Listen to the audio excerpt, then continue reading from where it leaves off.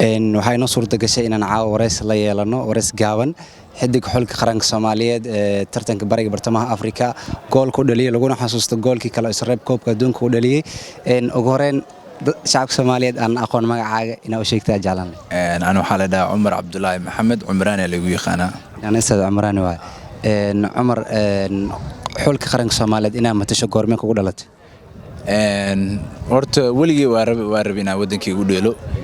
laakiin marka fursadaas helay ay niidii ugu soo dhacay inaan qaranka matali karo marka fursadu aad ugu faraxsanahay maadaama xidigii qurbo joogta ku jirtay xidigaha qurbaha ku dhalada ma ku jirta ku dhalatay mise xidigaha dalka inta ku dhashay qurbaha loo kaxay ma yani muqdisho ku dhashtay markaas meesha qurbada la kaxay maqsana qurbaha ku nooled والله انت يا قربا كنول 4 سنه anigu jira muqdisho ka tagay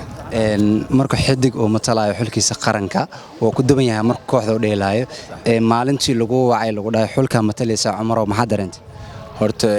farxad zaid ah dareemay laakiin marka family uu sii sheegay farxad sii badatay marka aad iyo aad ugu farx mise dhaheysay marka xulka lagu wacay heerkan maanta joogta gaari doonta أنا أهان تصميم دين لكن مركز تا قرنك قرنك وديلنا نقول أرجيهنا مركز جوشي ماذا أو عبدنا عادي هذا فرحة مركز قرنك حولك أنت كلنا أول شيء أنت جول أو لسه شيء كرتا حادي لهم شن أو لحقين شن أمته لو جول أرجي مركز الحمد لله waxaa matashay xulka laba tartan oo waaweyn Isreeb koobka adduunka iyo tartanka bariga bartamaha Afrika waxa ay weeryahanka xulka ku duulaan tagay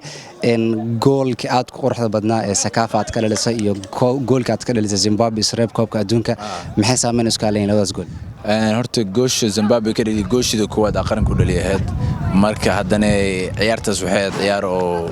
aad u kulleed hal ibraan ugu lahaay marka gooshas dhaliyo waxa waa dareen oo waliga dareemay oo farxad zaid ah ee gooshan Burundi markasta goosh qaranku dhaliso waxa waa dareen oo waxa dareemay oo waliga dareemay aad farxad ah xidigii qurbaha ka yimid Uganda ka laabteen adiga wadanka timaaday maxaa ku suurtageliyay in adiga wadanka aad timid bulshada Soomaaliyeed ku taageeraysa iyo madaxdii aragtid xidigaha kalena ay dalalkooda ku laabtay adiga maxay kaaga duwantahay in dalka imaatid horta koogorina dhaharaba Somali Football Federation aad iyo aad u mahadsantiin Cabdiqani guddiga dhan ayuu ka cazumeen marka waan ku faraxsanahay wadankeena soo booqdo anaka marka wax iska joogtay guriga Mareykanka xagaas wadanka si kala taa u fikirna marka wadanka nabad waa alxamdulillah waa ku faraxsanahay soo booqdo wadankeyga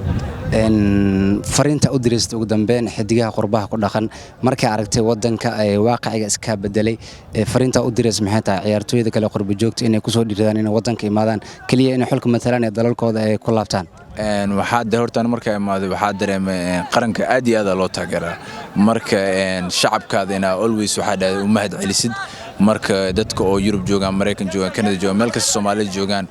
walaalayaashana waxa rabaa inay wadanka soo booqdaan iyo indhooda ku soo arkaan markaas iyo ka u bagayaan waa soo naqeen ma sha Allah aad waa santaa